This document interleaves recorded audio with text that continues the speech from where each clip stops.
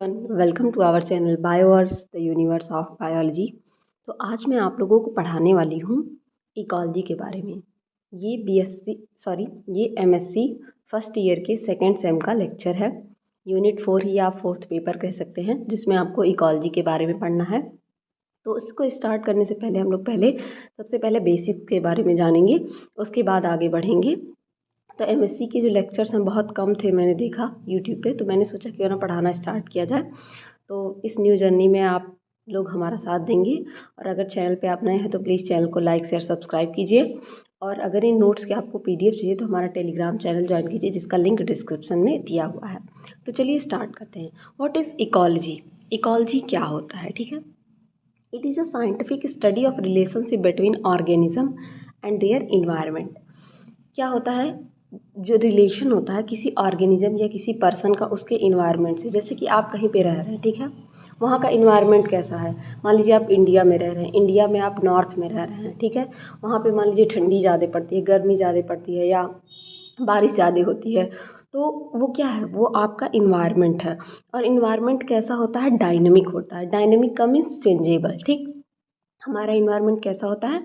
Dynamic. Dynamic यानी कि changeable. ठीक है, environment includes physical, chemical and biological condition.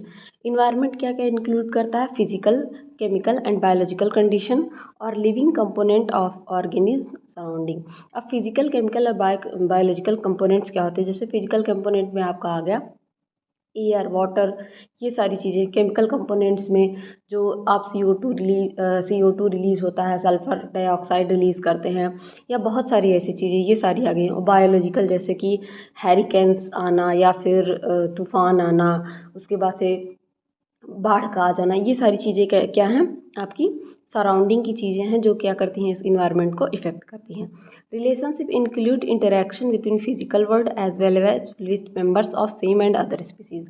ये इंटरेक्शन किसके किसके बीच में हो सकता है? तो मान लीजिए ह्यूमन एक स्पीसीज़ है, ठीक है, और दूसरा ह्यूमन स्पीसीज़, इनके बीच में इंटरेक्शन हो सकता है। या ह्यूमन का इंटरेक्शन कोई एनिमल है, ठीक है, कोई एनिमल है उससे हो सकता है। ठीक है, तो इंटरेक्शन किसी के भी बीच में हो सकता है, ह्यूमन ह्यूमन के बीच में, या फिर किसी अनदर ऑर्गेनिज्म के बीच में, क्योंकि हम लोग जहाँ पे रहते हैं वहाँ पे कुत्ते, बिल्ली, गाय, भैंस सभी चीज़ें रहती हैं। तो हमारा इंटरेक्शन सबसे होता रहता है, यानी कि हमारा जो लगाव, मतलब कह सकते हैं आप, एक तरह से आदान प्रदान होता रहता है। Ecology comes from Greek oikos. Ecology कहाँ से आई है? ग्रीक वर्ड ओइकॉस से आई है, जिसका मीनिंग क्या होता है? Family household. ठीक है, क्या होता है? Family household. Ecology coined by German zoologist Ernst Haeckel in 1866। Ecology किसके द्वारा डिराइव्ड किया गया था? ये टर्म कौन दिया था? अर्नेस्ट हैकल, एक साइंटिस्ट थे। इन्होंने 1866 में बताया था कि इकोलॉजी एक टर्म होता है। ठीक है, इसके बारे में डार्विन एक साइंटिस्ट थे। डार्विन के बारे में इन्होंने, सभी ने सुना होगा, नेचुरल सिलेक्शन थियरी के बारे में इन्होंने बताया था। ठीक है, Darwin theory of natural selection, Hückel called it the struggle for existence. जो डार्विन की थियरी थी नेचुरल सिलेक्शन की, आप सब ने पढ़ा होगा ग्रेजुएशन तक में, कि डार्विन ने एक थियरी दी थी कि वहीं पे क्या, वही इंसान क्या कर सकता है? सर्वाइव कर सकता है जो सारी परिस्थितियों को झेल ले जाए, जो सारे जितने इन्वायरमेंट में कंडीशन आती हैं उनको झेल ले जाए।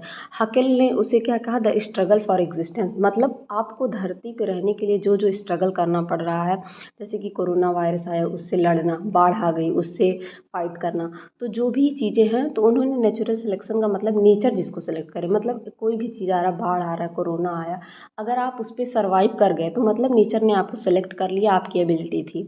उसी को हाकेल ने क्या कहा? स्ट्रगल फॉर एग्जिस्टेंस, मतलब रहने के लिए स्ट्रगल करना। ठीक है, organism interact with environment in context of ecosystem. ठीक है, ऑर्गेनिज्म किसके पर्सपेक्टिव से सर्वाइव करते हैं? तो वो क्या होता है? इकोसिस्टम। इको का मीन्स क्या होता है? Part of word relate to environment.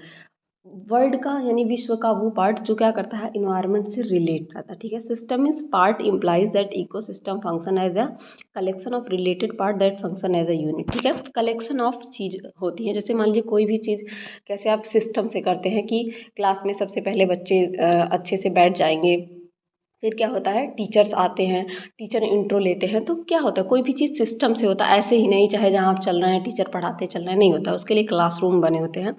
तो कोई भी चीज़ एक सिस्टम से होती है, तो वही बताया जा रहा है कि रिलेट करना किसी एक सिस्टम के चीज़ में, तो उसे क्या कहते हैं, इकोसिस्टम। ठीक है, ब्रॉडली जो है इकोसिस्टम को 2 बेसिक इंटरैक्टिंग कंपोनेंट में बांटा गया है। सबसे पहला बायोटिक कंपोनेंट और दूसरा एबायोटिक कंपोनेंट। ठीक है, बायोटिक एंड एबायोटिक कंपोनेंट, इस इन दोनों का नाम बार बार आपके इकोलॉजी में आएगा।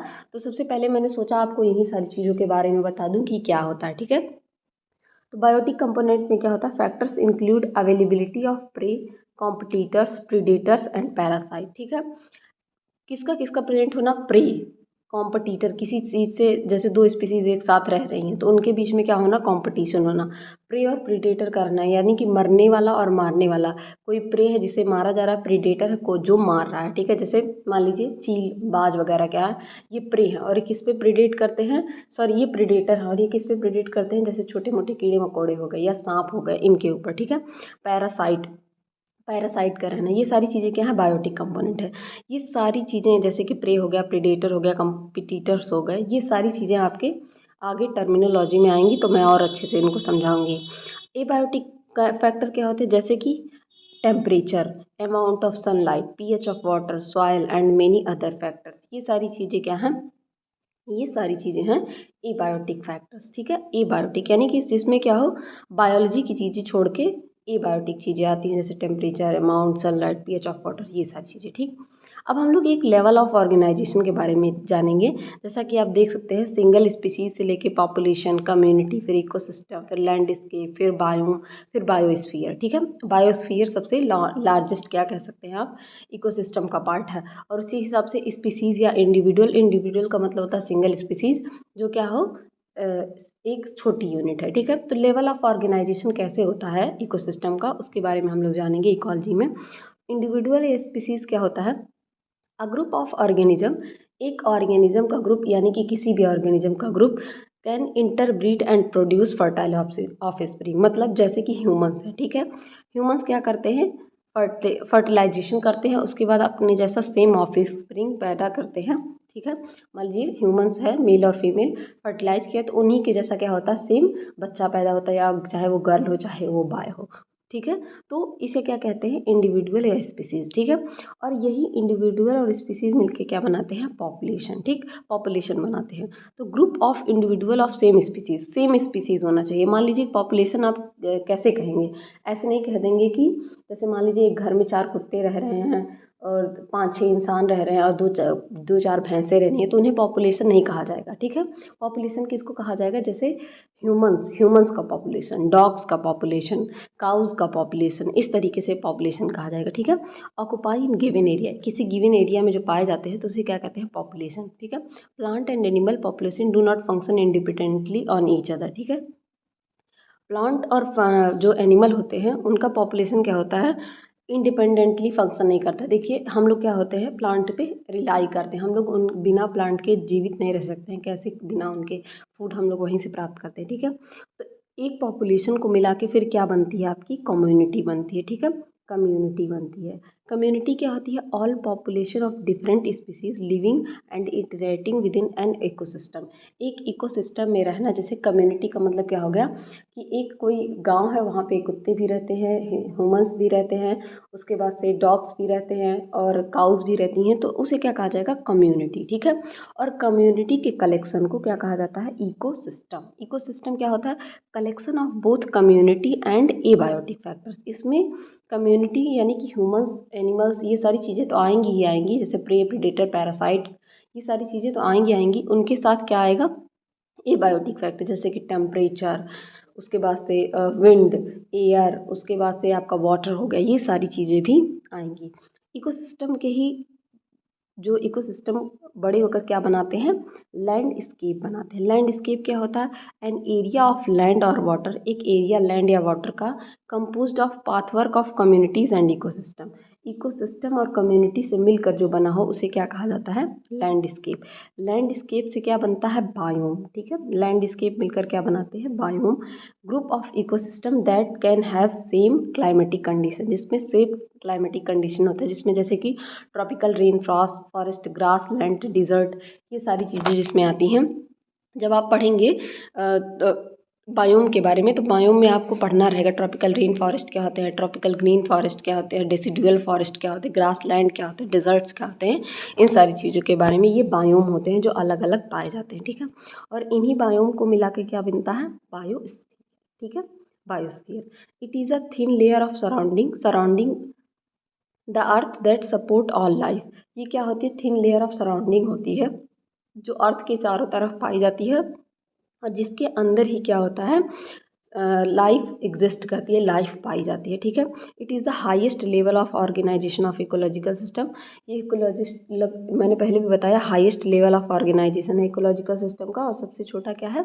स्पीसीज या इंडिविजुअल। ठीक है, नीचे एक बात लिखी हुई है, overall ecological system have forms a hierarchy, यानी कि रैंकिंग और क्लास सिस्टम। ठीक है, एक रैंकिंग या क्लास सिस्टम बनाते हैं, जैसा कि मैंने आपको दिखाया।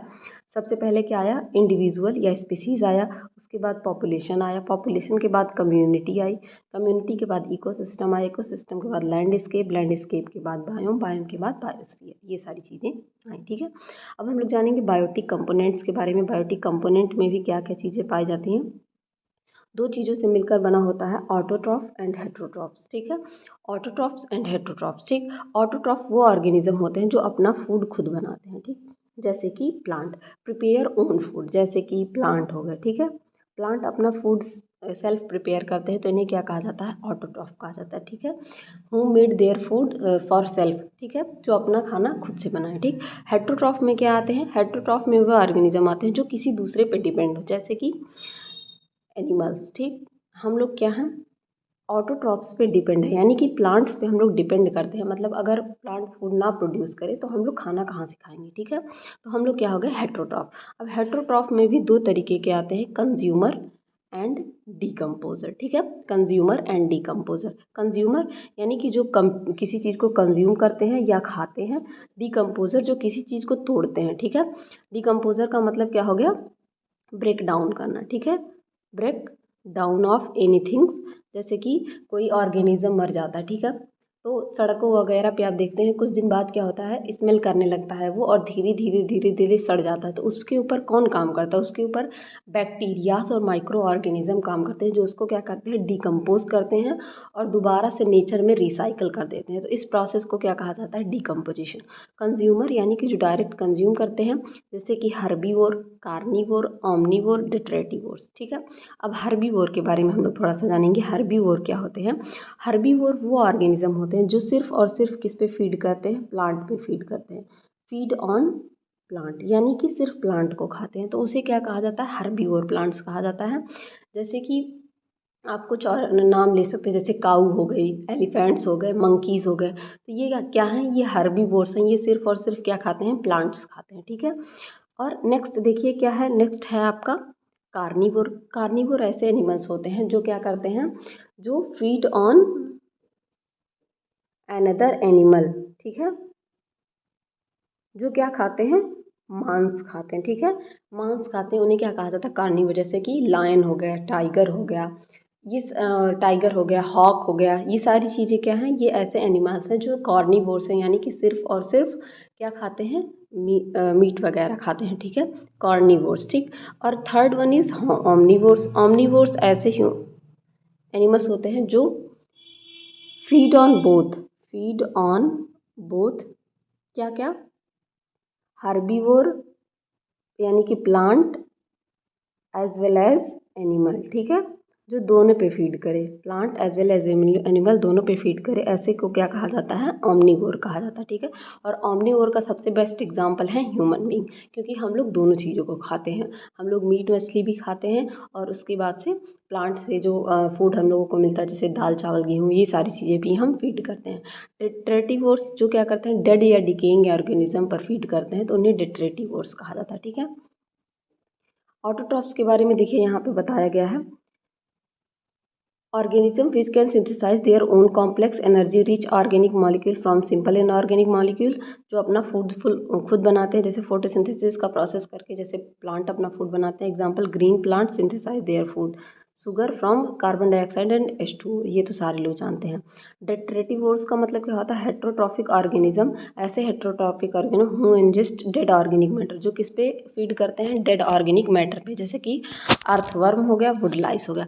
अब कुछ टर्म है उसको हम लोग समझते हैं, जैसे कि फैगोट्रॉप्स क्या होते हैं। ठीक है, फैगोट्रॉप्स बार बार आएगा तो क्या होते हैं, heterotrophic organism that obtain nutrients through injection of organic food, ऐसे हेट्रोट्रॉफिक ऑर्गेनिज्म। ठीक है, हेट्रोट्रॉफ का मैं मतलब आपको बताया, जो दूसरे पे फीड करते हैं, ऐसे हेट्रोट्रॉफिक ऑर्गेनिज्म जो केवल इंजेक्शन ऑर्गेनिक मैटर पे करते हैं, जैसे कि प्रोटोजोआ, स्पॉन्ज और स्लाइम बोर्ड्स, ये सारी चीज़ें। ठीक है, all three type of consumer are phagotrophs, तीनों टाइप के जो कंज्यूमर होते हैं, जैसे कि हर्बीवोर, कार्निवोर एंड डिट्रेटिवोर्स, ये क्या होते हैं, ये कंज्यूमर, ये क्या होते हैं, फैगोट्रॉप्स होते हैं। ठीक है, नेक्स्ट है ऑस्मोट्रॉप्स। ऑस्मोट्रॉप्स का मतलब क्या होता है, heterotrophic organism obtain nutrient bye absorbing organic matter present in solution, ये सोल्यूशन फॉर्म में जो ऑर्गेनिक मैटर पाए जाते हैं उस पे एब्जॉर्ब करते हैं। अब यहाँ देखिए, ये डायरेक्ट ऑर्गेनिक मैटर पे क्या कर रहे थे, चाहे वो सॉलिड में हो, इससे मतलब नहीं था, सॉलिड फॉर्म में उसको इंजेस्ट करते, लेकिन ये किस फॉर्म में, सोल्यूशन के फॉर्म में इंजेस्ट करता, जैसे कि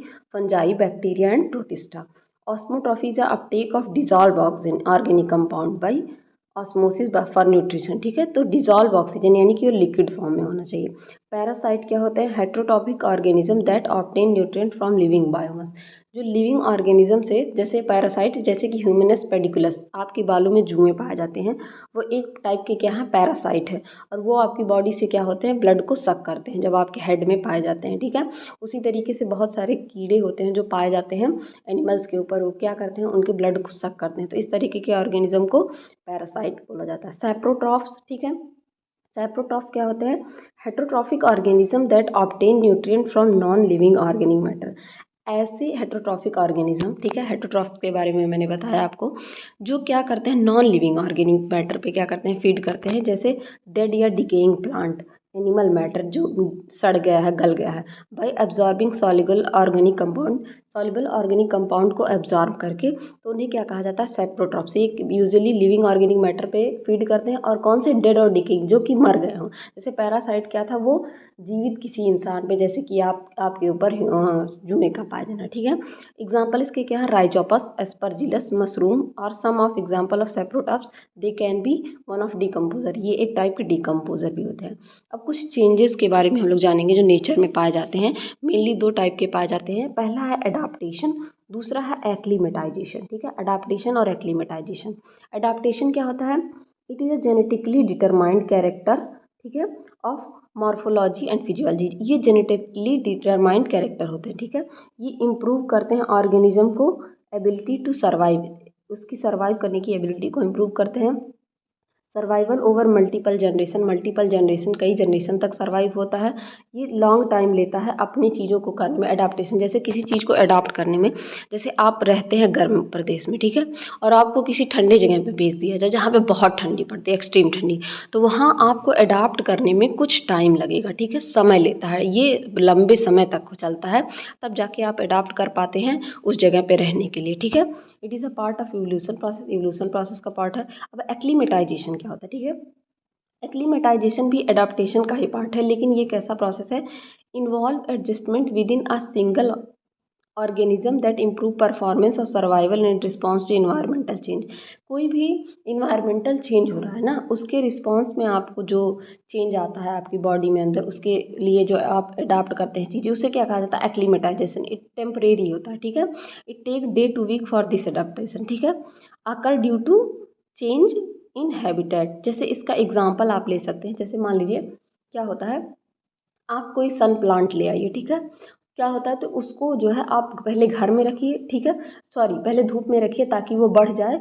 जब वो अडाप्ट कर लेगा, अपनी एक मैच्योर स्टेज तक पहुंच जाएगा, फिर उसे लाके आप घर में भी रख देंगे तो भी वो क्या करेगा, अपनी साइज ग्रो करेगा, यानी कि उसको बाहर ले जाने की, धूप दिखाने की ज़रूरत नहीं पड़ेगी क्योंकि वो अडाप्ट कर लिया, ठीक है। तो इस प्रोसेस को क्या कहेंगे, एक्लीमेटाइजेशन, ठीक। एबायोटिक कंपोनेंट क्या क्या होते हैं थोड़ा सा हम लोग जान लेंगे। अभी तक आपने बायोटिक कंपोनेंट के बारे में पढ़ा, जिसमें आपने ऑटोट्रॉफ्स और हेटरोट्रॉफ्स पढ़ा। हेटरोट्रॉफ्स में आपने फिर हार्बीवोर, कार्निवोर, सैप्रोट्रॉफ्स, इन सारी चीज़ों के बारे में, डिकम्पोजर्स के बारे में पढ़ा। एबायोटिक कंपोनेंट्स क्या होते हैं, इन्वायरमेंट पाया जाता है जिसमें सॉयल, एटमॉस्फियर, लाइट, टेम्परेचर, ये सब क्या हैं, एबायोटिक फैक्टर्स हैं। एबायोटिक फैक्टर्स 3 टाइप में डिवाइड किए गए हैं, ठीक है। कौन कौन से, क्लाइमेटिक फैक्टर, टोपोग्राफिक और फिजियोग्राफिक फैक्टर और इडाफिक फैक्टर, ठीक है। एबायोटिक फैक्टर में लाइट आता है, टेम्परेचर, वाटर, एटमॉस्फियर और फायर, ठीक है। टोपोग्राफिक या फिजियोग्राफिक फैक्टर में altitude, direction of mountain chain and valleys, steepness and exposure of slopes, ठीक है। इडाफिक फैक्टर में इडाफोलॉजी, स्टडी ऑफ सॉयल को कहा जाता है, तो इसमें बेसिकली सॉयल से रिलेटेड चीज़ें आएंगी। Soil formation, physical and chemical properties of soil और न्यूट्रिएंट, ये सारी चीज़ें। तो एबायोटिक फैक्टर को, इतने सारी एबायोटिक फैक्टर जो पाए जाते हैं, बेसिकली इनको 3 चीज़ों में डिवाइड किया गया, क्लाइमेटिक फैक्टर, टोपोग्राफिक फैक्टर और इडाफिक फैक्टर, ठीक है। होप ये चीज़ आपको समझ में आएगी। अब थोड़ा सा हम लोग क्लाइमेट और वेदर के बारे में हमेशा सुनते हैं, ठीक है। तो क्लाइमेट क्या होता है और वेदर क्या होता है, ठीक है। क्लाइमेट का ये है, ठीक, वेदर का ये है। क्लाइमेट क्या होता है, is a long term average pattern of weather and may be local, regional और ग्लोबल। क्लाइमेट क्या होता है, जैसे आप लोग कहते हैं कि यहाँ का क्लाइमेट दूसरा है, इंडिया का क्लाइमेट दूसरा है और अमेरिका का क्लाइमेट दूसरा है। तो क्लाइमेट क्या होता है, लॉन्ग टर्म एवरेज पैटर्न होता है, जो कि लोकल हो सकता है, रीजनल या ग्लोबल, मतलब ग्लोबल लेवल तक ये पाया जाता है, बहुत बड़ी लेवल तक। जैसे कि इंडिया का क्लाइमेट कई जगहों पे, इंडिया में यूपी का क्लाइमेट दूसरा है और एमपी, मध्य प्रदेश का क्लाइमेट दूसरा है। इस तरीके से क्या होता है, चेंजेबल होता है। और वेदर क्या होता है, it is a combination of temperature, humidity, precipitation, wind, cloudiness and other atmospheric condition occurring at specific place and time. जो किसी स्पेसिफिक प्लेस एंड टाइम पे, जैसे कि आप डेली क्या चेक करते हैं, वेदर चेक करते हैं, तो वेदर क्या है, डे टू डे लाइफ में आप देखते हैं उसको, जबकि क्लाइमेट क्या है, ये लॉन्ग टर्म पे होता है। तो होप गाइस, ये इतनी सारी चीज़ें आपको समझ में आई होंगी। इकोलॉजी में, बेसिक्स ऑफ इकोलॉजी में मैंने आपको पढ़ाया। फिर आगे के लेक्चर्स में मैं आपको इसके डिटेल चीज़ों के बारे में भी बताऊंगी, जैसे नीच क्या होता है, हैबिटेट क्या है, और सारी की चीज़ों के, इकोलॉजिकल पिरामिड्स के बारे में, इन सारी चीज़ों के बारे में बताऊंगी। लेकिन इसमें बस आपको इतना ही जानना था, ताकि जब आपका बेसिक्स क्लियर रहेगा तो आगे जब आप पढ़ेंगे तो उसमें आपको दिक्कत नहीं होगी, ठीक है। तो होप गाइस, ये वीडियो आपके लिए हेल्पफुल रहा होगा। हेल्पफुल रहा तो अपने दोस्तों के साथ भी शेयर करिए और बने रहिए इसी तरह और अच्छी वीडियोज़ के लिए। Keep learning and keep growing.